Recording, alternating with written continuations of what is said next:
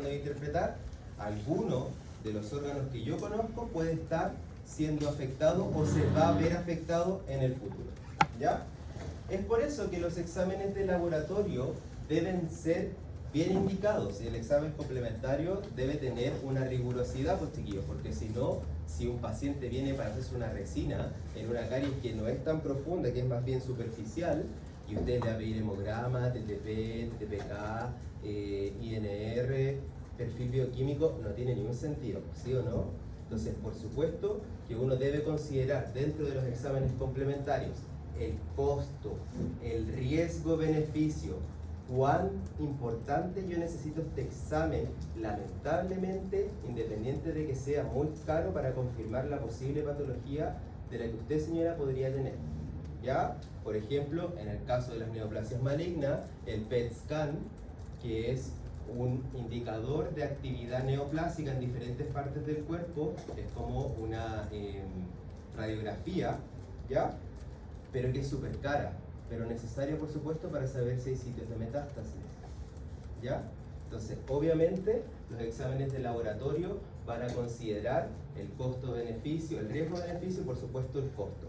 La tecnología nos va a ayudar obviamente a llegar con mayor exactitud al diagnóstico o a los posibles diagnósticos que yo estoy pensando que el paciente pudiese tener, y por supuesto que ya después hay que interpretar esos resultados.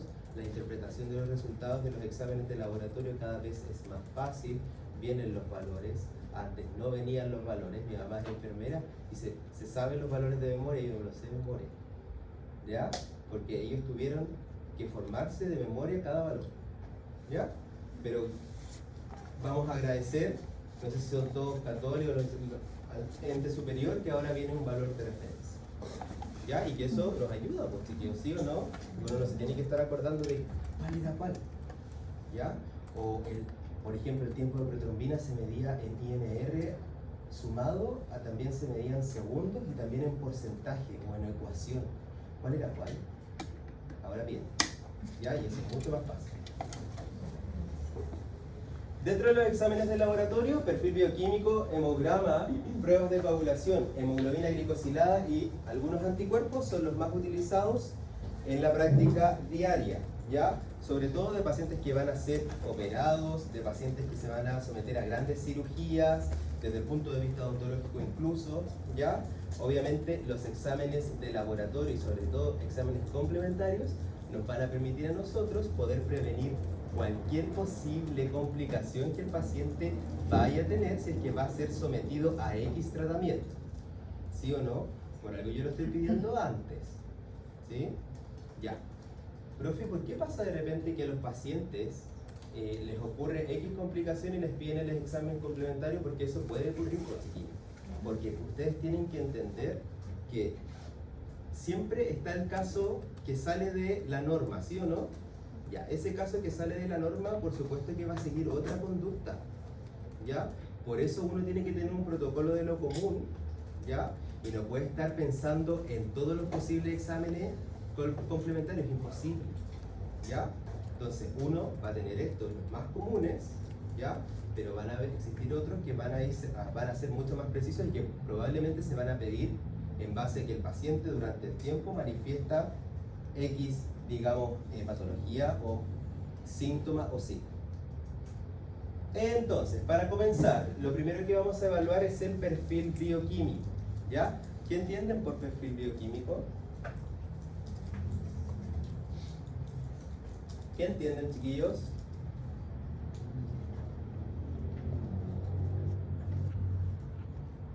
Es un computador de perfil bioquímico. ¿Ah? Como un grupo de análisis que permite ver el funcionamiento de los órganos. Me acordé de Thais Carte. ¿Cómo dijo? Pabla, sí. Es como un grupo de análisis o unos análisis que nos permiten ver el funcionamiento de algunos órganos, como los riñones, el corazón, en base a proteínas. Ya, ¿el corazón?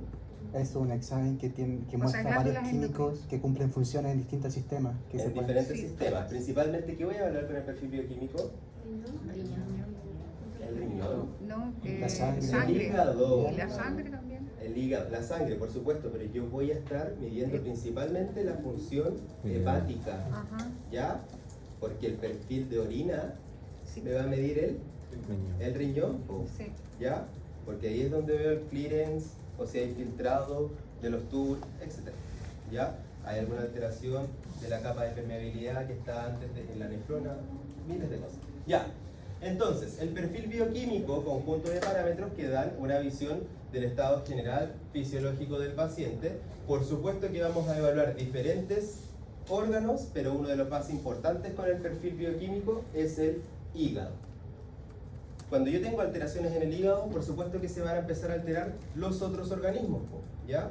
Porque el hígado, es uno de los órganos más importantes, sobre todo para la síntesis de diferentes proteínas que van a viajar en la sangre, y esas proteínas tienen que llegar a órganos target. Por lo tanto, si él está enfermo, lógicamente genera como consecuencia el daño posterior en los órganos target, ¿ya? Esto es un ejemplo de un perfil bioquímico en donde vemos las diferentes, los diferentes parámetros que se van a evaluar en el examen, por supuesto el valor que tiene como resultado el paciente y la referencia para saber si está o disminuido, si está aumentado, y en base a esa interpretación, qué es lo que podría estar pasando con el paciente, ¿ya? Pareciera que fuera mucho más fácil que incluso viniera otra hoja que dijera, cuando está aumentado puede ser por 2 puntos, en el reverso, ¿ya? Pero creo que ahí es too much, ¿no? Ya, porque también uno como dentista y en la práctica general, por supuesto que se tiene que manejar en las cosas necesarias, pero no en cada detalle, porque uno no se dedica a eso, ¿ya? Ni los médicos se acuerdan de cada detalle, ¿ya? Entonces, el perfil bioquímico va a medir dentro de todos los elementos, principalmente, o vamos a comenzar por describir la glicemia, ¿ya? Y la glicemia, que es la cantidad de glucosa en sangre, ¿sí? Que se regula por ¿quién? Por el páncreas, bien. ¿Por qué por el páncreas? Insulina, glucagón. Ya, ¿qué hace la insulina? Baja los niveles de azúcar en sangre. Ya, ¿y cómo lo hace? Doctora. Muy bien. Lo metaboliza. No. Cierra y abre los canales GLUT4. Ya. Más simple, doctora. No, más simple. Más simple. ¿Qué hace la insulina con el azúcar? Genera el ingreso. Lo baja, ¿verdad? Ya, pero ¿cómo? Ingresándolo a la célula. Ingresándolos a qué célula? Muscular. Muscular, bien. ¿Y dónde más? Cerebro, corazón. No, en el hígado. ¿Ya? Yo sé que el cerebro es lo que más ocupa carbohidratos, por eso digo cerebro, ¿ya? Sí, pero este lo va a ocupar, no lo va a almacenar, ya si no seríamos mentes brillantes todo el rato, ¿ya? Entonces, la insulina va a agarrar el azúcar y la va a ir a guardar al músculo y la va a ir a guardar al hígado, ¿ya? Cuando el índice, cuando la concentración de azúcar en sangre es muy baja, el páncreas empieza a liberar glucagón, para que el glucagón saque esa azúcar que está almacenada en el músculo y en el hígado y la tire a la sangre para que aumente el nivel de azúcar en sangre. Porque el nivel de azúcar en sangre me ayuda en el movimiento de los canales para el paso de iones, el funcionamiento celular, el funcionamiento de receptores de superficie, etc. ¿Ya? Así como la transcripción proteica, en miles de cosas, el combustible. Aumento en la glicemia, por supuesto que pueden determinar diabetes mellitus, insuficiencia renal crónica, pacientes que cursan con síndrome de Cushing o Cushing generado por excesos de corticoides, que también va a generar alteraciones en la glicemia, feocromocitoma como tumor que va a aumentar o desregular la concentración de algunas hormonas, y por supuesto la disminución, el uso de hipoglicemiantes en pacientes que tienen hepatitis crónica, es decir, daño en el parénquima hepático, ¿ya? Hipotiroidismo y o malnutrición, ¿ya? Otras de las características que se van a evaluar, otros de los elementos, más bien dicho, que se van a evaluar en el perfil bioquímico es el BUN o la urea, que son los desechos nitrogenados que van a estar en sangre, ¿ya? estos desechos nitrogenados son desechos que son a partir del metabolismo de las proteínas. Las proteínas se desintegran y todas esas moléculas que quedan deben ser desechadas, ¿ya? Y desechadas por el riñón principalmente, ¿ya? Cuando ellas no son desechadas, se empiezan a acumular en sangre y por lo tanto un aumento de la urea me habla que el riñón está filtrando mal, no está realizando la excreción de este metabolito, ¿ya? O hay ingesta abundante de proteínas, por lo tanto si tenemos muchas proteínas es mucho mayor el proceso que generemos urea, ¿ya? Y o sangrados en el tubo digestivo como otras posibles causas del aumento de la urea. Hace un calor, chiquillos. Sí, podríamos abrir la puerta. No, abrir la puerta, ¿ya? Una galletita chocolate proteína bien helado. Ya, ya chiquillos. El tercer elemento que, y aquí entra airecito pero está haciendo retenido. Ya. El tercer elemento importante a evaluar es la creatinina. ¿Ya? La creatinina es un metabolito que se genera a partir de la creatina. ¿Sí o no? La que toman para el gimnasio. Sí, pues, porque va a recolectar fibras musculares. Pues. Entonces eso tiene que procesarse y el metabolito que queda es la creatinina. ¿Ya? La creatinina va a tener un valor proporcional a la masa muscular del individuo. Entonces, si esta creatinina está en aumento, generalmente va a ir en pareja con el valor que me otorga la urea o la BUN, ¿ya? Y eso, por supuesto, que me va a hablar de un daño renal si es que esto no está siendo excretado como corresponde, ¿ya? Hay también casos en donde la creatinina aumenta por destrucción de masa muscular. Existen algunos eventos que pasa sobre todo en pacientes que no hacen un ejercicio constante, dejan de hacer ejercicio, toman a hacer ejercicio y la primera vez que hacen ejercicio nuevamente lo hacen muy violentamente, ¿ya? O como intenso, ¿ya? Entonces se genera un proceso de rhabdomiolisis, en donde empieza la desintegración de las fibras musculares, ¿ya? Y eso es muy peligroso, ¿por qué? Porque puede generar alteración a nivel renal, porque estos desechos empiezan a liberarse en sangre y empiezan a aumentar, ¿ya? ¿Cómo se dan cuenta los pacientes? Van a hacer pipí y el pipí sale como barro, ¿ya? Y les empieza a doler los músculos así, pero como anormalmente, ¿ya? Así como no el típico DOMS que a uno le da así como, oh, no puedo caminar porque hice pierna, ¿ya?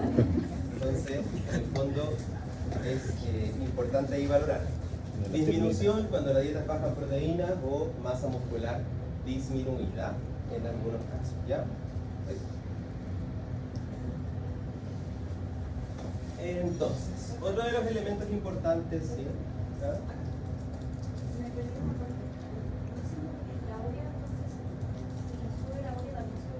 Sí, en general están juntas. Y se juntan ambos valores para dar un valor diagnóstico mucho más específico y exacto. ¿Ya? Es decir, si ambos valores están aumentados, es muy probable que el daño renal esté en el paciente. ¿Ya? Ya. Otro de los elementos que son importantes de evaluar en el perfil bioquímico es el ácido úrico, ¿ya? Que es un producto que se va a generar, digamos, por el metabolismo de las urinas a partir de la degradación de las proteínas, ¿ya? La degradación de las proteínas obviamente va a liberar base nitrogenada que va a conformar parte, digamos, de estos elementos y por supuesto que un aumento del ácido úrico puede generar otras alteraciones como son alteraciones a nivel renal o incluso síndromes asociados como el de Lesch-Nyhan, que tiene que ver con una alteración genética y hereditaria en la formación de las purinas correctamente, por lo tanto no se pueden eliminar como corresponde y van a generar aumento de la concentración de ácido. ¿Ya? La disminución puede ser principalmente por déficit de algunas vitaminas y o incluso altas dosis, por ejemplo, de algunos medicamentos como son los corticoides o la aspirina, el ácido acetilsalicílico. En algunos casos de neoplasias como la enfermedad, como el linfoma de Hodgkins, el mieloma múltiple, también puede haber disminución del ácido úrico. Obviamente, chicos, estos son guías, no son, oh, tiene el ácido úrico bajo, tiene linfoma de Hodgkins. No es así, ¿ya? Uno tiene que ver todos los otros parámetros para, obviamente, en conjunto, determinar una posible patología, ¿ya? Altas dosis de aspirina, como bien les dije antes, y altas dosis de vitamina C pueden generar, obviamente, esta disminución del ácido úrico. Esto tiene que ver solamente por el metabolismo de algunas vitaminas y el metabolismo de activación de esas vitaminas. Parece que las vitaminas están en estados activos y que tienen que pasar por un proceso dependiendo del órgano para que se puedan transformar en su fase activa. Ya. Las proteínas totales también es otro de los elementos importantes que se evalúan en el perfil bioquímico. Y las proteínas totales, ¿por qué es importante? Porque el hígado sintetiza muchas proteínas. Entre esas proteínas está la albúmina. ¿Qué hace la albúmina? ¿Qué hace la albúmina?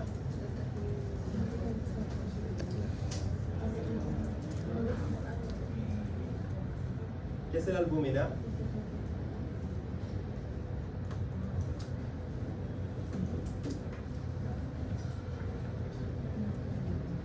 Vamos, hijos del doctor Negro.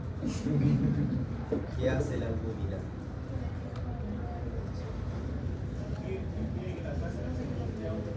¿Quién habla? Ah, compadre, vamos.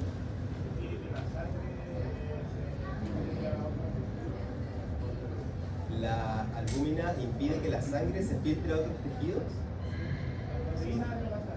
Las proteínas de la sangre, no doctor. Y yo se lo expliqué en el laboratorio porque yo le hice pato general. ¿Ah?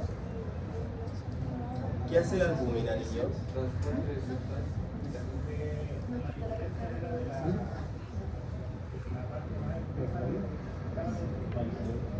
Ya bien, va cerca, tiene la idea ahí, sí. Es una nebulosa, es un haze. ¿Ah? Vamos, ¿qué hace la albúmina? La albúmina es la proteína que está encargada de mantener la presión osmótica intravascular. Mantiene la tonicidad entonces del vaso porque mantiene la presión de la sangre viajando. ¿Ya?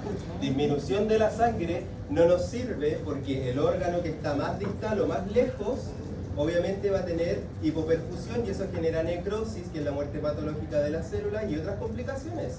Por lo tanto, el hígado va a sintetizar esta proteína para que se una a calcio y de esa manera se pueda mantener la presión dentro de los vasos sanguíneos de manera equilibrada. ¿Ya, chiquillos?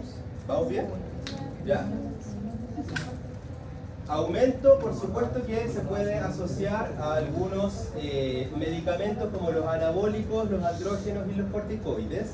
La disminución se puede deber a una malnutrición, ¿ya? A una falla hepática, malnutrición aguda.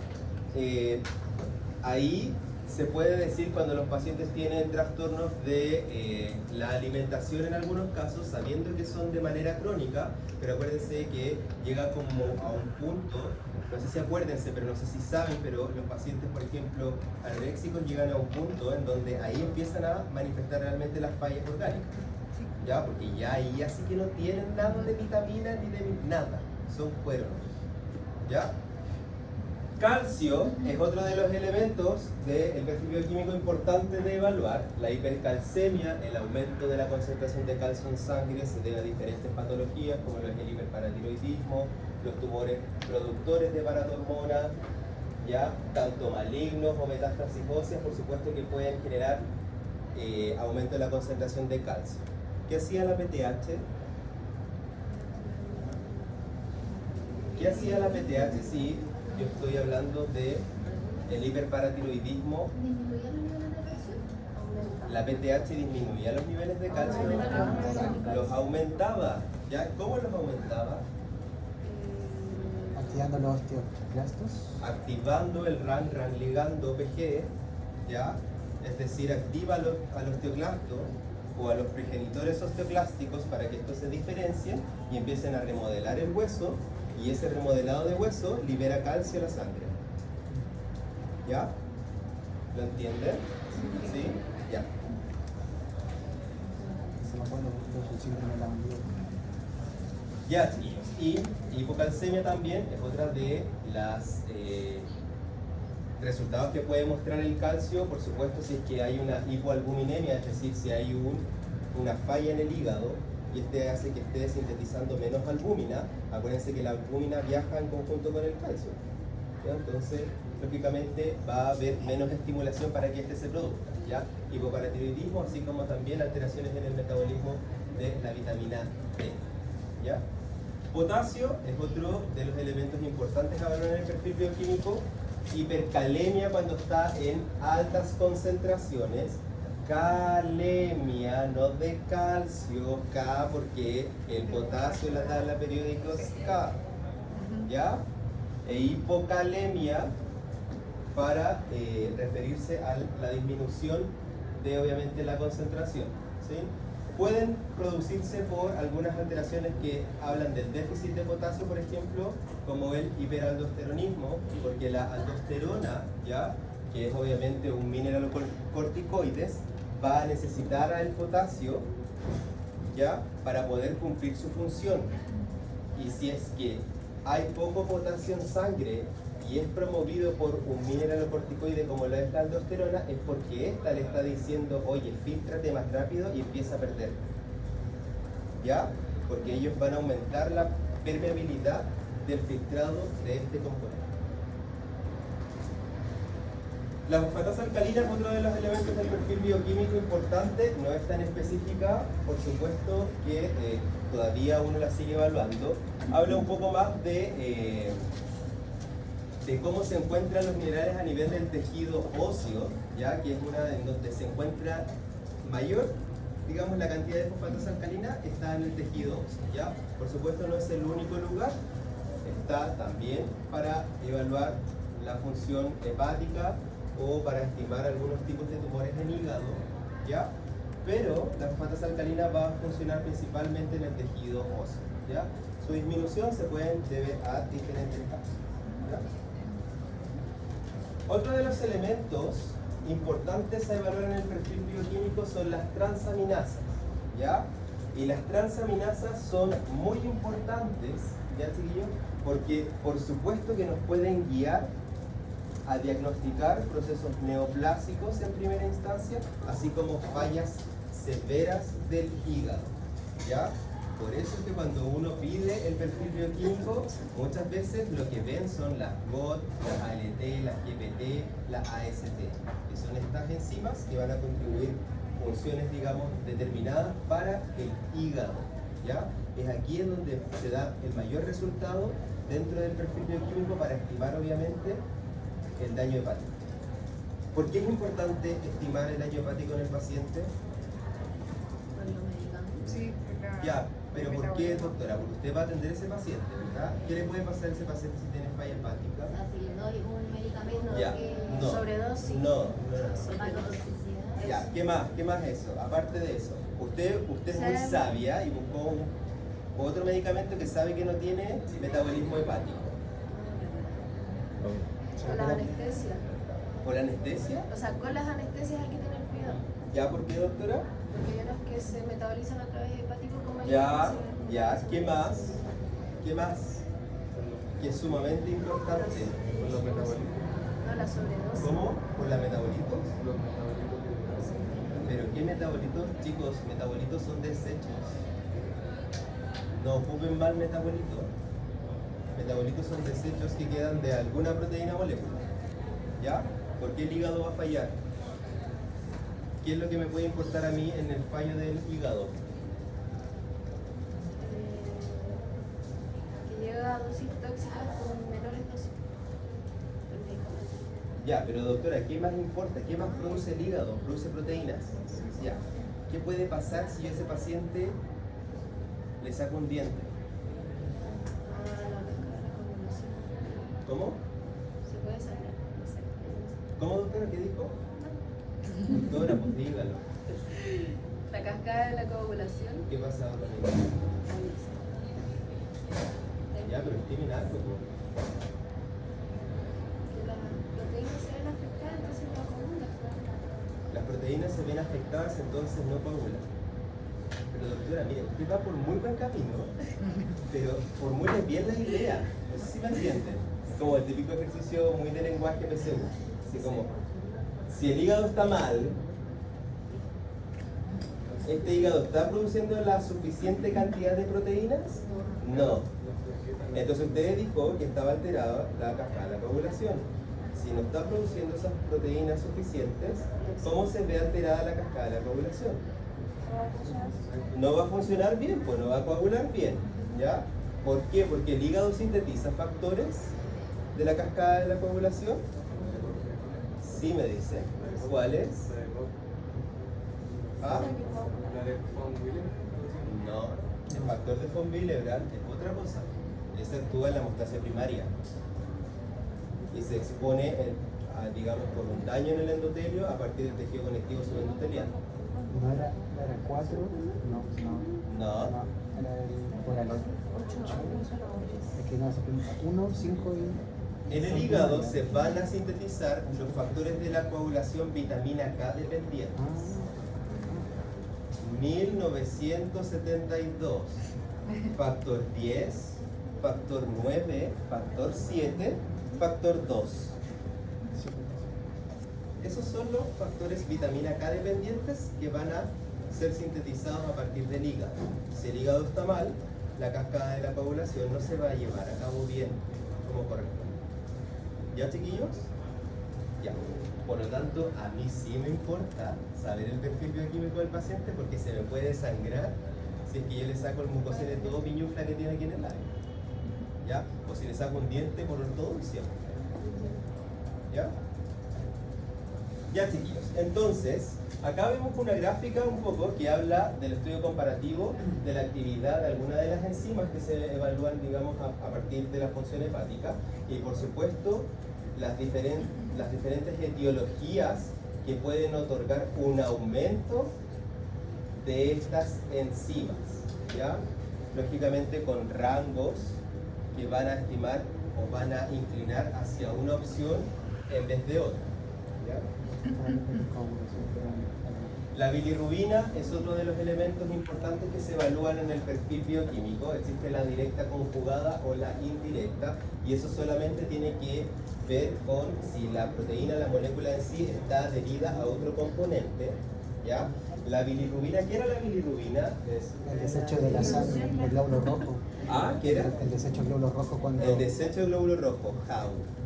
¿Cómo? H-O-W, cuando por el proceso de apoptosis del glóbulo rojo. No, Era de- el glóbulo rojo en proceso de apoptosis.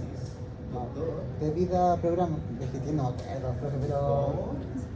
de vida. Cuando termina su ciclo, Ya.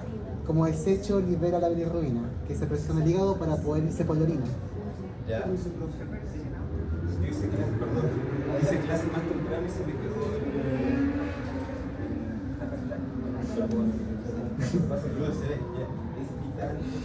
Sí, pues si no, yo dije capaz que se me haya perdido, así que claro, profe, ¿de qué eres tú?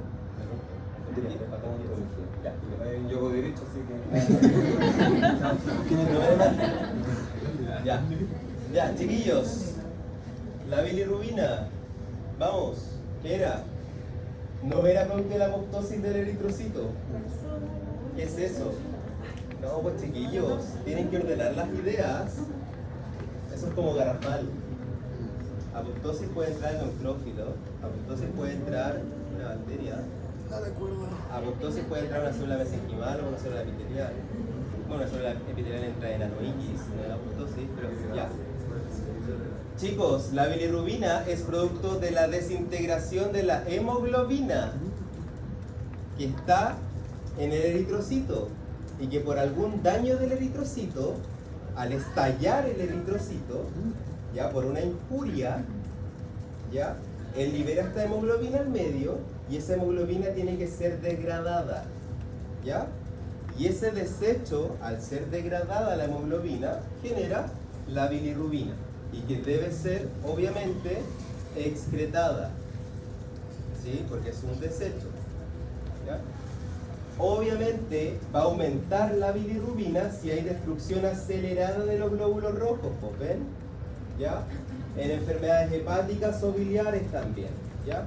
La disminución de la bilirrubina no importa mucho, pero sí obviamente va a generar cambios clínicos en el paciente que son evidentes, ¿ya?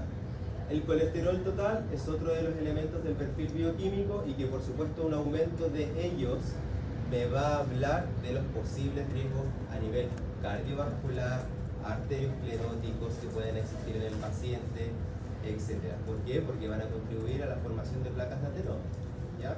Y eso es la obstrucción de la luz del vaso, ¿ya? Otro de los elementos también está la deshidrogenasa láctica, que un aumento me puede guiar a estimar infartos agudos del miocardio, enfermedades hepáticas en otros órganos también, ¿ya? La albúmina es otro de los elementos también importantes a evaluar y que por supuesto tiene que ver con la presión osmótica de la sangre que yo les decía a nivel intravascular. Una disminución de la albúmina me va a hablar que hay enfermedades hepáticas o me va a hablar que el riñón no está dejando las proteínas que corresponden dentro de la sangre y la está filtrando para que sean excretadas, ¿ya? Acuérdense que el glomérulo generaba gran función en esta zona, ¿ya? En esta área, por así decirlo. Existe también el GGT, que es el gamma-glutamil transpeptidasa, ¿ya? Y que habla un poco de los pacientes que tienen fallas hepáticas producto de OH o de alcohol, ¿ya? Así como también en algunos casos de disminución en pacientes que están con ACO, con anticonceptivos orales o en embarazo. Profe, ¿y qué puede producir en el paciente que esté más alta o más baja? ¿Qué puede producir en el paciente que la GGT tenga más alta o más baja? No entiendo, doctor. ¿Qué puede producir en el paciente? O sea, ¿qué Síntomas. síntomas puede tener el paciente si presenta, no sé, un aumento muy elevado o disminución de... No, los síntomas de los componentes particulares del perfil bioquímico son variados. Por eso yo nunca se habla así como, usted va a sentir fiebre si es que su fosfatasa alcalina está baja. No se sabe. No se sabe eso, ¿ya? Porque los pacientes que presentan alteraciones de los componentes que se miden en los exámenes tienen un conjunto de signos y de síntomas, ¿ya? Entonces son muchos los elementos, doctor, me duele la guata, tengo diarrea, por ejemplo, tengo incontinencia, etc. ¿Ya? Un ejemplo es un caso clínico, por ejemplo, acá, hombre de 58 años, de profesión contador, cesante desde hace un año por incumplimiento laboral, acude al policlínico porque últimamente no se ha sentido bien, relata dolor abdominal, pérdida de apetito, náuseas y vómitos. Además se observa leve ictericia de la piel, ¿ya? Es de color más amarillento. Mientras el médico lo examina, el paciente le cuenta que vive con su hermano, ya que está separado, y que además tiene 2 hijos universitarios, ¿ya? Es decir, el compadre no tiene pega y tiene que pagar la U de 2 hijos, ¿ya? Odonto. Ya. Está malnutrido y tiene Al examen físico muestra abdomen blando con sensibilidad a la palpación y otros antecedentes que el paciente no fuma, pero sí bebe alcohol abundantemente o habitualmente. Se solicitan exámenes bioquímicos y además una biopsia hepática, y por supuesto ya después de determinado se va a indicar la hospitalización del paciente. Entonces acá uno por supuesto se debe hacer las siguientes preguntas. ¿Qué quiere decir que tenga ictericia? ¿A qué nivel podría estar indicando el daño? El amarillo en el hígado. ¿Ya? Pero, ¿ya? ¿Qué quiere decir que tenga ictericia? Que tiene la piel más amarilla, ¿verdad? Ya. Esto, ¿a qué nivel podría estar indicando el daño? Vamos. ¿Ya? Según los datos clínicos, dolor abdominal, pérdida de apetito, náuseas y vómitos, abdomen sensible a la palpación. ¿Cuáles serían las hipótesis diagnósticas? Cirrosis hepática. Cirrosis hepática podría ser una... bien. Otra es guiarlo como por el consumo de alcohol y que pueda tener, por ejemplo, una úlcera, ¿sí o no, chiquillos? Y que esté perdiendo sangre también. Sí, un edema ¿Ya? abdominal. Y otros datos del caso son útiles para ayudar a dar un diagnóstico. ¿Cómo? El que está cesante y que tiene que pagar todo El consumo de alcohol. Bien. Ya. Entonces, obviamente la coloración amarillenta de la piel y las mucosas me habla de la ictericia, incluso de las escleras, etcétera, ¿ya? Que podría indicar alteración hepática, ¿ya? Úlcera a nivel del tracto gastrointestinal, ¿ya? Y por supuesto el estrés va a ser otro de los elementos importantes que uno debe pesquisar, ¿ya? Me gustó porque lo hicieron bastante bien, ¿ya? Así que lo pensé. Muy bien, doctor Miguel. Que se casó. ¿Me contaron? Ah, ¿no era casado? Juraba que estaba casado. No, es que estaba como casado, pero nunca había hecho el evento. Ah, ya. Ya. Hasta llegaron. Y se casó en Córdoba. Ah, qué bien. Ya. Oye, el chico está. Ya. Resultado de. Y me decía, yo no pude ir. Ah. Ya. Resultado, cosas de la vida. Solo yo leí. Resultado de los exámenes bioquímicos del paciente. Entonces, esto es como lo que uno espera observar, ¿ya? Glucosa en 98 miligramos por decilitro, la bilirrubina por supuesto que está aumentada y las enzimas hepáticas también están sumamente aumentadas. Y con esto yo obviamente veo que la falla hepática del paciente sí que está por las nubes. O sea, acuérdense que yo les dije que estas enzimas hepáticas eran las como más sensibles y específicas para ir guiando el diagnóstico, ¿ya? Entonces, cuando yo observo qué hipótesis diagnóstica sugieren los antecedentes y el resultado del laboratorio, por supuesto que algún tipo de hipótesis alcohólica no podría hacer mucho sentido, ¿sí o no? Ya. ¿Qué hallazgos de la biopsia hepática serían compatibles con la hipótesis diagnóstica que usted puede plantear? ¿Qué es lo que estamos observando? Un corte histológico. ¿Corte histológico de qué? Hígado. De hígado, bien. ¿Cómo se organizaba el hígado? Con adipocitos. No, pues doctor, ¿cómo con adipocitos? No sé qué es. Con hepatocitos. Apatocitos. Ah, eso mismo. ¿Pero cómo se organizaba? ¿Cuál era? Los órganos se clasifican o se clasifican, digamos, en bien, pero los órganos, todos sus órganos tienen parénquima y estroma, ¿ya? El parénquima es la porción funcional, que en este caso son los hepatocitos, y el estroma es el tejido conectivo que va a dividir a la estructura del hígado en lóbulos o lobulillos, ¿ya? Y que va a tener una arteria, una vena y un vaso linfático en el centro, ¿sí o no? Sí. Ya. Porque acuérdense que los hepatocitos se iban a ordenar en hileras porque iban a estar acompañados de capilares fenestrados, de los sinusoides, ¿sí? Por donde pasa la irrigación sanguínea hacia el centro, ¿ya? O si me dicen así, pero... Sí. Cuando lo hice no me acordamos. ¿Ya? Porque esto sale en la prueba. Listo. Pero usted me puede Ya, chiquillos, entonces por supuesto que uno ve la alteración acá, para hacer más sencilla la imagen, chiquillos, que habla de la estructura del hígado. Lo que yo voy a ver en un paciente con cirrosis hepática, por supuesto que van a ser principalmente áreas de necrosis, ¿ya? De detritos nucleares, ya que quedan de las mismas células porque se empiezan a romper. Y uno ve la imagen como que estuviera sucia. Y son solamente desechos de las mismas células. ¿Por qué? Porque el parénquima está siendo reemplazado por solo tejido conectivo. Cada vez el hígado va siendo menos funcional, ¿ya? Y va a primar en él el estroma en vez de la porción funcional. ¿Cuáles de los siguientes marcadores de laboratorio permite evaluar la función de síntesis del hígado? De síntesis es la concentración sérica de albúmina, porque el hígado es el que sintetiza la albúmina. ¿Les quedó claro el tipo de pregunta? Ya. ¿Cuál de los siguientes marcadores de laboratorio permite evaluar la función del hígado? No es esa la pregunta.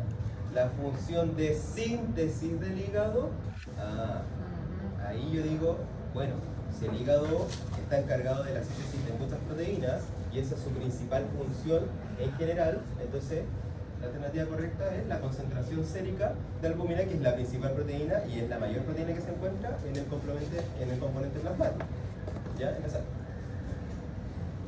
Ya, ¿qué complicaciones podría tener el paciente?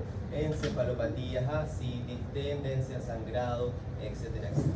¿Ya? Por eso, y les vuelvo a repetir lo que les dije antes a la compañera, los síntomas y signos acá en este tipo de enfermedades son muy variados. Por eso en los casos clínicos ustedes van a tener como pequeñas guías que van a permitir un poco particularizar la enfermedad.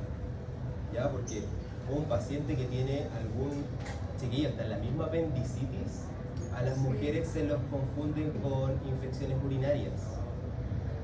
¿Ya? Entonces acá empieza a pasar lo mismo. ¿Ya? Otro de los elementos importantes, el hemograma. ¿Ya? Uno de los exámenes complementarios que más se debe solicitar es, por supuesto, el hemograma completo para saber cómo es que se encuentra el recuento de las células, de los componentes de la sangre, ¿ya?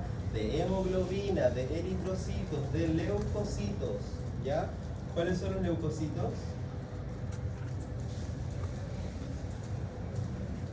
¿Cuáles son los leucocitos? Célula del sistema inmune. No, pues doctora, no me digáis. Ay, no, ¿qué dije? ¿Cuáles son los leucocitos? Células del sistema inmune. Neutrófilo 1, eosinófilo otro, Monocito, macrófago. eosinófilo. No la había visto. ¿Qué haces acá? Ay.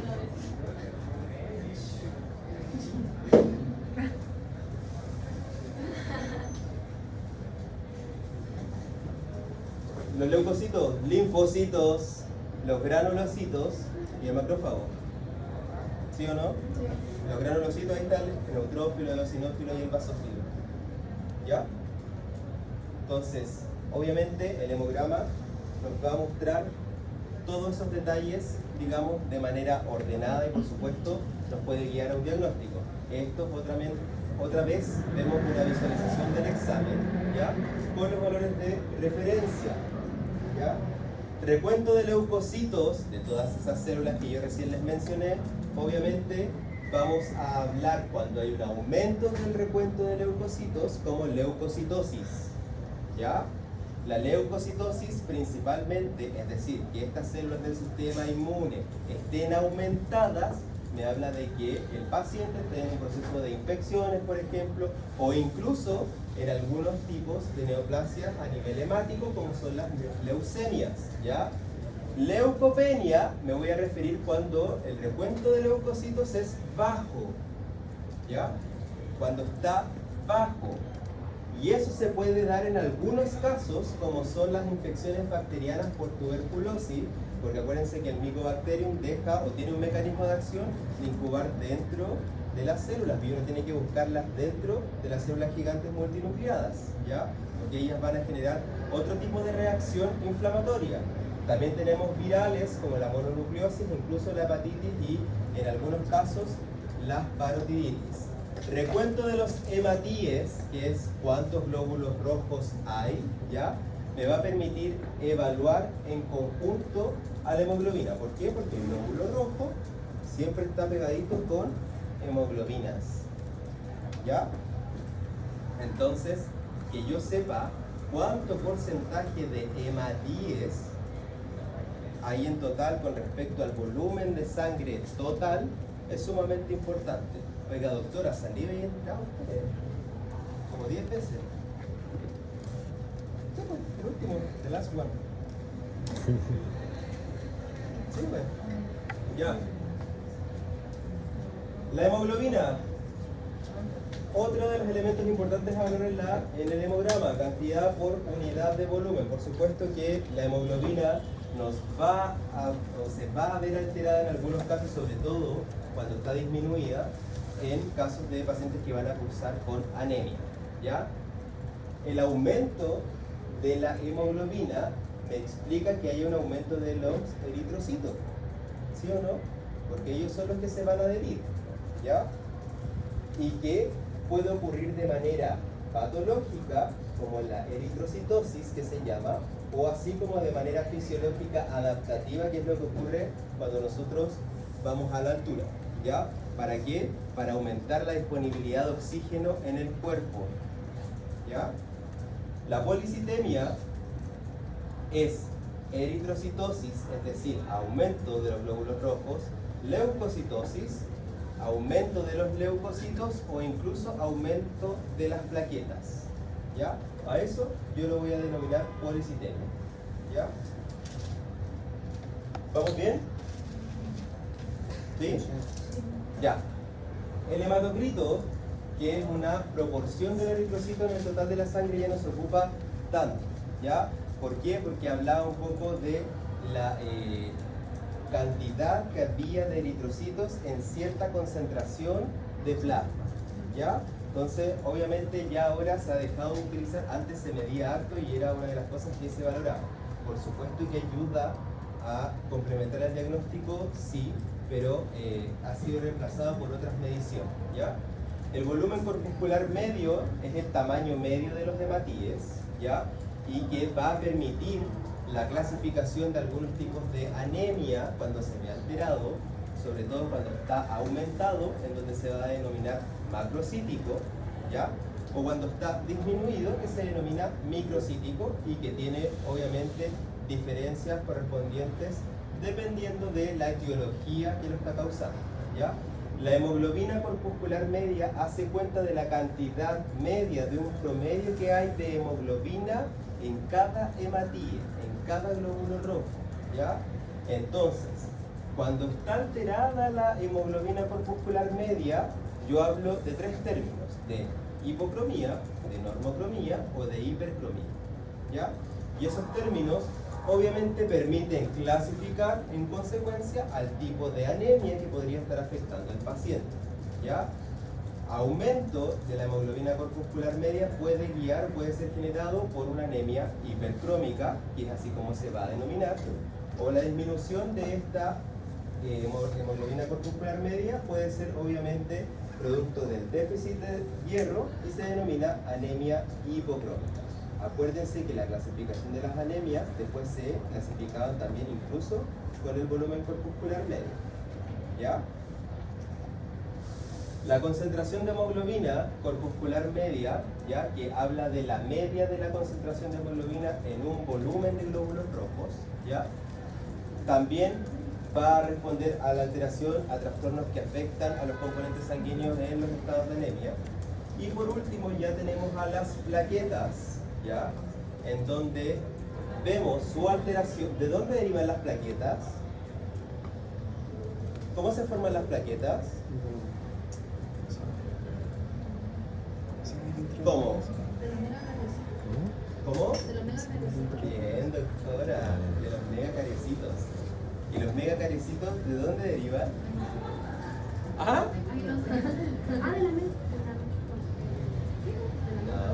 Sí, la médula ósea es la que tiene la función de hematopoiesis, porque al principio lo hace otro órgano, ¿ya? Para no entrar en detalle, ¿ya? Pero a partir de las 28 semanas de gestación empieza la médula ósea a generar la función de hematopoiesis, ¿ya? Pero la hematopoiesis, acuérdense que va a generar primero linajes celulares que son las células madre, ¿ya? Entonces, para que el megacariocito pase a ser plaqueta, tuvo que haber pasado por una célula madre mieloide común, ¿ya? Y acuérdense que también está la célula madre linfoide común, ¿ya? Entonces, a partir de ese linaje, por supuesto que si está alterado, yo puedo ir hacia atrás y evaluar mucho más a fondo al paciente y entender por qué es lo que le pasa. ¿Ya, chiquillos?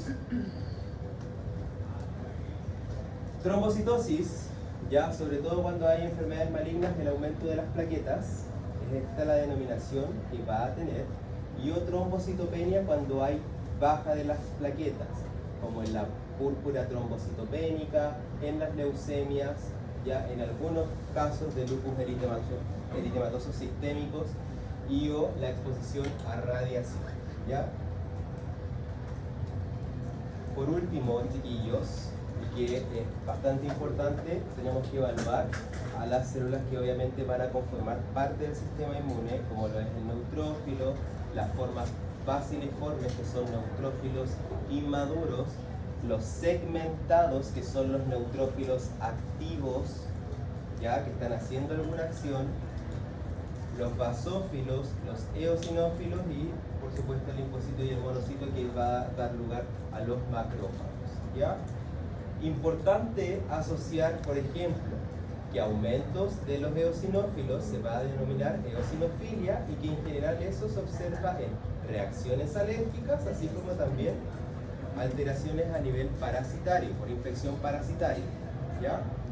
Tenemos también que los linfocitos pueden estar aumentados en casos de infección, por supuesto que sí, porque acuérdense que forman parte del sistema inmunadaptativo y que van a llegar ya una vez la noxa o el antígeno no se puede eliminar, y por supuesto que hacen una acción más específica a partir de anticuerpos y lógicamente del conjugado con la citotoxicidad y la ayuda de otros linfocitos, es decir, CD8 y CD4. Y los monocitos, ya por último, que va a hablar, digamos, a nivel de su alteración, de procesos neoplásicos principalmente malignos, ¿ya? Los blastos también son otras estructuras que se van a evaluar, otros de los componentes, perdón, que vamos a tener que evaluar en el hemograma, y el recuento de los reticulocitos, que obviamente son las células rojas inmaduras, ¿ya? Alteraciones en las formas inmaduras de las células, por supuesto que son preocupantes, los chicos, ¿ya? Porque pueden hablar de procesos hematológicos neoplásicos. Entonces, hombre de 34 años acude a la consulta por presentar ardor lingual desde hace 2 meses, ¿ya? Relata ser vegano estricto sin consumo de suplementos vitamínicos. ¿Qué exámenes solicitaría? ¿Un hemograma completo? El hemograma completo, ¿ya? ¿Para qué, chiquillos? ¿Ah? Para la anemia. ¿Para qué? Para diagnosticar algún tipo de anemia. Para diagnosticar algún tipo de anemia, ya, perfecto. ¿Por qué? Porque acuérdense que muchas de las proteínas dependían de otras proteínas que se adquieren de manera externa, es decir, de los alimentos, para que se puedan producir, ¿ya? Por eso cuando yo veo pacientes que son en general mujeres con gallas jóvenes que llegan y están súper pálidas, con el pelo así como medio como opaco, ¿ya? Lo primero que pregunto, y tienen aftas, entonces lo primero que pregunto es como, ¿eres vegana? ¿Ya? Y la mayoría de las veces la chunto, ¿ya? De repente me dicen no, porque come mal, ¿ya? Pero en el fondo no es nada contra el veganismo, pues chiquillos, pero solo que hay que suplementarse, ¿ya? Sobre todo porque hay el cuerpo humano ha ido evolucionando en el tiempo, ¿ya? Y en el tiempo, desde su inicio, igual siempre ha comido carne, solo que ahora hay otro cuento con el hecho de ser vegano o no, ¿ya? Sino que más bien va en el cuidado del medio ambiente, de cuánto amor uno le tenga al prójimo, refiriéndome al animal, etc. ¿Ya? O sea, ahí cada decisión es respetable, pero por supuesto que tienes que conocer, yo creo, en todos sus detalles, tu decisión, ¿ya? Ya. Pruebas de... ¿Qué están haciendo?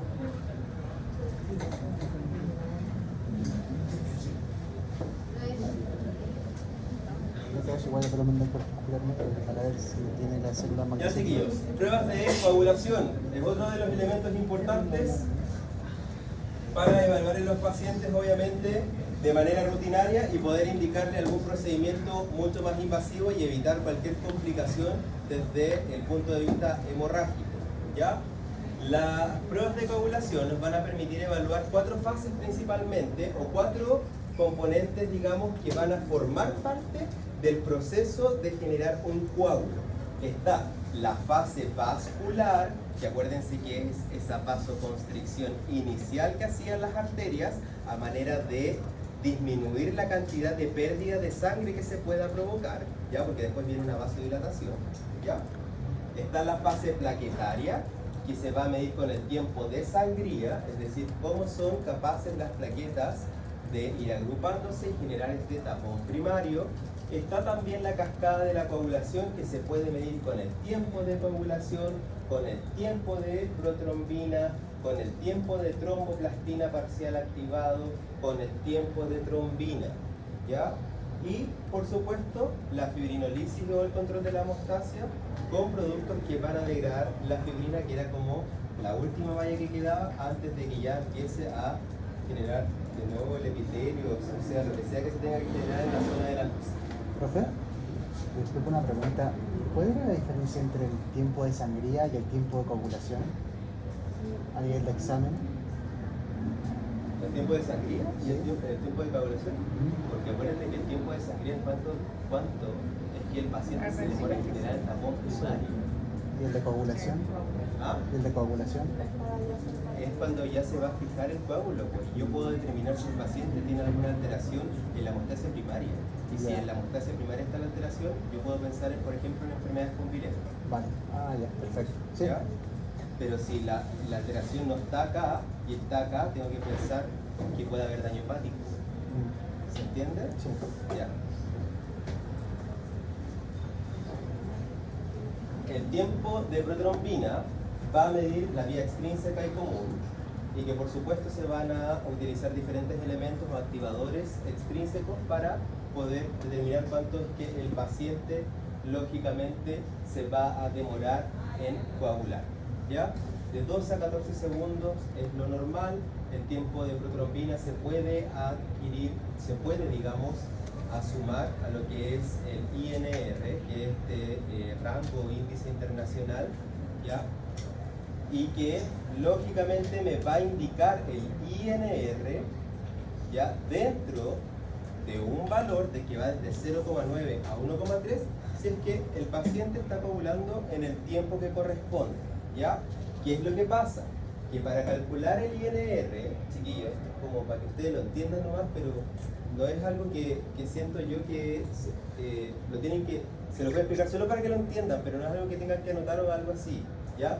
El paciente va a llegar y el INR se va a tomar un índice de protrombina que es estándar mundial, y ese se va a colocar abajo y el valor del paciente se va a colocar arriba, y eso da un valor que va a ser el INR, y ahí yo determino en qué riesgos puede estar el paciente. ¿Cuándo me sirve más el INR? Para determinar si es que los anticoagulantes en los pacientes anticoagulados están haciendo efecto, ¿ya? Porque estoy midiendo la vida extrínseca y común de la cascada de la coagulación. ¿Vamos bien?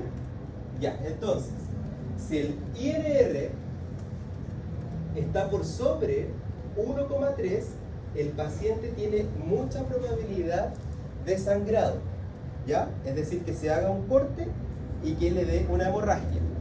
Y ese paciente está tomando anticoagulante. ¿Tengo que ajustar la dosis? Por supuesto que sí, ¿ya? Si el INR está bajo, ¿cuál sería el riesgo? De trombo, y que obviamente el anticoagulante esté muy alto, ¿sí o no? Y esté coagulando demasiado la sangre, ¿ya? Otro de los elementos también importantes de evaluar es el tiempo de tromboplastina parcial activada, que puede ser TTPK, TTPA, así es como son las siglas en las que vienen, ¿ya? Y este mide la vía intrínseca y común, ¿ya? Y por supuesto va a medir, digamos, cuánto es el tiempo que va a pasar desde que comienza la generación de la fibrina, que es el estadio terminal de la cascada de la coagulación, ¿ya? Si se prolonga más de 10 segundos es anormal, por supuesto dentro del rango, ¿ya?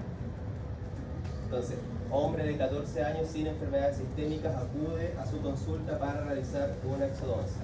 El año pasado se realizó exodoncia premolares por indicación de ortodoncia. Entonces, a las 3 horas de la exodoncia vuelve con un coágulo exofílico. ¿Qué exámenes solicitarían, chiquillos? Pruebas de coagulación. ¿Qué pruebas de coagulación pediría? Si es a las 3 horas, ¿qué tendría que pedir? ¿TGP? TP, ¿qué más? INR, ¿y el otro? TTPK, ¿ya? Y obviamente interpretarlos en base a los resultados. ¿Ya, chiquillos? Ahora, la clase larga. Ya. Ahora, no. Hemoglobina glicosilada o glicada, perdón. Glicada, que es el término correcto, ¿ya? Es, digamos, un promedio que se va a obtener de un paciente que ha tenido la glicemia alta por lo menos en 3 meses. ¿Sí? ¿Vamos bien, verdad? Ya. Este proceso de glicosilación, ¿ya?, es irreversible. Acuérdense que pasa por un estadio reversible y después por un estadio que era estable, pero que ya era irreversible. ¿Ya? Y es decir, que los grupos azúcares, acuérdense que pueden ir a los receptores de señalización, a la superficie de los órganos, aumentar el grosor de la membrana basal, así como también ir a glicar proteínas de transporte, como lo es la hemoglobina. ¿Ya? Acá vamos a introducir un poco el concepto a generalidades, a grandes rasgos, de la diabetes. Lógicamente, porque esto es uno de los exámenes que a nosotros nos permite, digamos, estimar el estadio o el control del paciente, si ya tiene diagnosticado, digamos, la diabetes como tal, o saber que es un paciente que debe ser diagnosticado y que necesita tratamiento. ¿Ya? Alto en la mayoría de los casos de los países desarrollados, lógicamente. ¿Ya? Por supuesto que también el índice de cuántas personas con diabetes depende también de la densidad poblacional. ¿Ya? No vamos a comparar nuestra densidad poblacional con la o de Brasil o con la de Estados Unidos o Asia, China principalmente o Rusia. ¿Ya? Y de hecho, la diabetes, por lo menos incluso en Estados Unidos, digo incluso porque uno cree que no es así, pero es así, porque los que saben, los que han tenido la oportunidad de viajar a Estados Unidos tiene un pésimo sistema de salud. ¿Saben eso? Está enfocado en los privados. Pésimo enfocado en los privados. Es caro de culo. ¿Ya? Entonces cuando uno está acá y ve su sistema de salud, uno dice así como, de verdad, uno así como dice, chuta, el típico chileno chaquetero, abongolado, amermelado, que todo lo de uno lo hace pebre, ¿sí o no? Ya. Los gringos se mueren de diabetes. En Chile casi nadie se muere de diabetes porque en el CEFAM son parte de las garantías estatales, obviamente, entregar estos medicamentos. En Estados Unidos la metformina te sale hasta $120, 120 lucas. Y además que cuando allá entregan, haciendo peor Estados Unidos, y además que allá cuando uno va a la farmacia, ¿ya?, y le entregan una receta, ¿ustedes creen que esa receta uno la agarra y dice como, oh, ok, yeah, you motherfucker, voy a ir a cotizar en cada una de las farmacias? No, porque allá la droga, ¿cómo es? Alta, pues, ¿sí o no? Sí. Ya, entonces, ¿qué hace? Le dice así como, ¿dónde vives tú? No sé, pues en Washington, D.C., Ya, y tu farmacia cerca en la Cruz Verde que está ahí, ahí tienes que comprar. Y la receta no te la entregan, tú tienes que ir a esa farmacia y te venden el medicamento en el valor que esa farmacia lo vende. ¿Ya? Entonces, por supuesto que las políticas chilenas, desde el punto de vista del control de las patologías sistémicas más prevalentes a nivel mundial, están buenas o han logrado un estándar.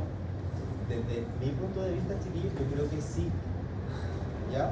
Porque cuando uno empieza, yo estoy comparando solo con lo gringo, pues yo no conozco lo canadiense, no conozco lo europeo tampoco. ¿Ya? Yo estoy hablando solo lo que conozco. ¿Ya?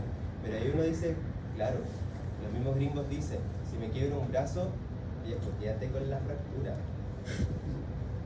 Si la consulta al especialista te va a salir $400. ¿Ya? Entonces, ahí hay que, obviamente, bueno, educarse y saber qué es lo que, digamos, cómo es que se mueve desde otro punto de vista los sistemas de salud, digamos, al control de enfermedades. ¿Ya? Más de 3 de cada 4 adultos con diabetes viven en países de ingresos bajos y medios. ¿Ya?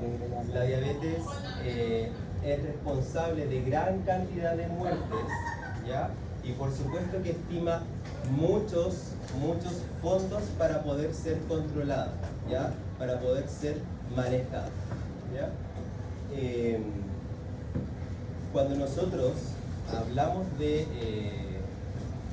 los pacientes que viven con diabetes, son, por lo menos en Chile, a nivel mundial, a nivel de Sudamérica, perdón, 1 de cada 11 pacientes adultos vive con diabetes, ¿ya? 1 de cada 3 adultos que viven con diabetes no están diagnosticados, ¿ya? Y ese diagnóstico solamente se logra cuando ese paciente empieza a manifestar, digamos, síntomas y signos clínicos. Por lo tanto, ya hablamos que la enfermedad está avanzada, porque una de las cosas en donde más empiezan a fallar los pacientes es a nivel renal, ¿ya? Así como también alteraciones neuropáticas, en segundo lugar. Cuando nosotros aumentamos en el rango etario, se ve poco y nada, chiquillos, pero acá lo que hace esta gráfica es comparar hombres y mujeres, ¿ya? Según el rango etario, según grupos de rangos etarios, ¿ya? Y mientras más senior se va haciendo la población, pareciera que fueran las mujeres más diabéticas que los hombres, ¿ya? No es gran la diferencia, pero sí las mujeres van en la cabecilla, digamos, de esta patología. El diagnóstico, y esto se lo tienen que aprender, ¿ya? Va a ser el resultado de 4 pruebas importantes. Está la glucosa en ayuna, está el test de tolerancia a la glucosa, esa Fanta que todos hemos tomado cuando hacemos el examen, ¿ya? Es como una Fanta, ¿no? Como naranja. Muy endulzado. Sí. La hemoglobina glicosilada, ¿ya?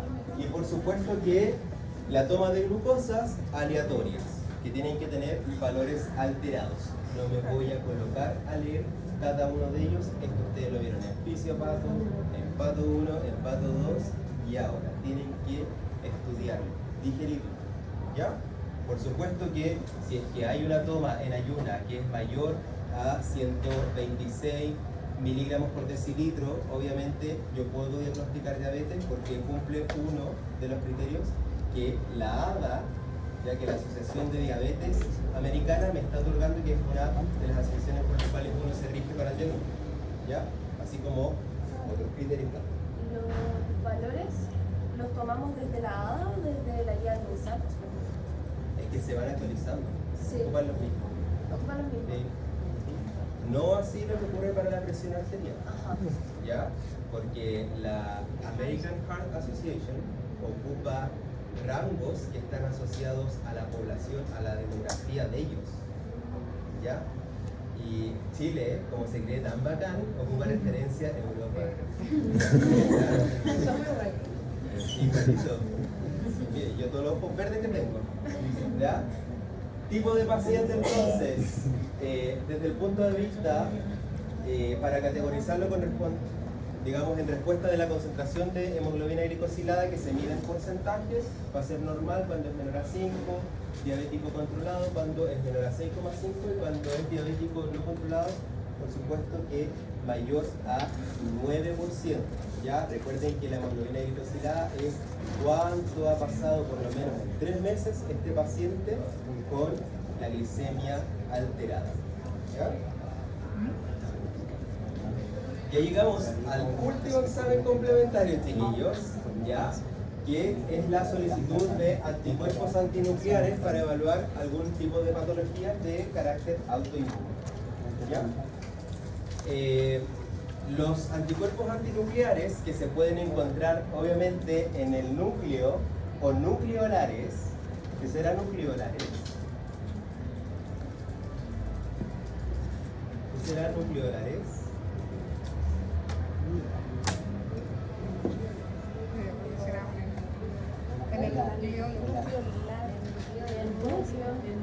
Del nucleolo, bien, lo buscó por lo menos doctora. ¿No? Ah, ya, lo estimó. Ya, bacán. Bien, ya. Por supuesto que van a ir a atacar estructuras de esas áreas y que va a generar alteraciones en las células. Pues hay una reacción inflamatoria y esa reacción inflamatoria que libera toxinas, citoquinas, etcétera, genera otros complejos en el tejido. ¿Ya? Los ANA, los anticuerpos antinucleares, son útiles en el diagnóstico del lupus eritematoso, así como también en el síndrome de Sjögren. ¿Se piden algunos anticuerpos antinucleares específicos? Por supuesto que sí, para determinada enfermedad. ¿Ya? Para el diagnóstico de enfermedades autoinmunes, chiquillos, es bastante complejo y los reumatólogos incluso tienden a muchas veces equivocarse porque no son tan exactos, ¿ya? No son tan precisos por la cantidad o variación que tienen las enfermedades autoinmunes de presentarse. Algunas, muchas veces, en la mayoría de los casos, por ejemplo, el lupus eritematoso va a generar algunos anticuerpos antinucleares que se llaman anti-Smith, ¿ya? Como de Smith, la banda, ¿aparece? Entonces, anti-Smith tiende a ser muy específica para el diagnóstico de lupus eritematoso sistémico, ¿ya? Pero a veces hay algunos casos que los reumatólogos los combinan con otras características y dicen, bueno, usted lo que tiene es artritis reumatoide, ¿ya? Y los pacientes en un tiempo prolongado buscan un tratamiento adecuado y pasan mucho tiempo no sintiéndose bien porque el diagnóstico está erróneo, ¿ya? Pero ¿por qué, chiquillos? Porque las pruebas ya son específicas y son sensibles. Yo creo que obviamente van a ir mejorando en el tiempo. ¿Ya? ¿Dudas, niños? ¿Alguna duda? ¿No? Ya. Referencias, chicos, voy a pasar a la lista. Goich, Gutiérrez y Reyes para esta clase.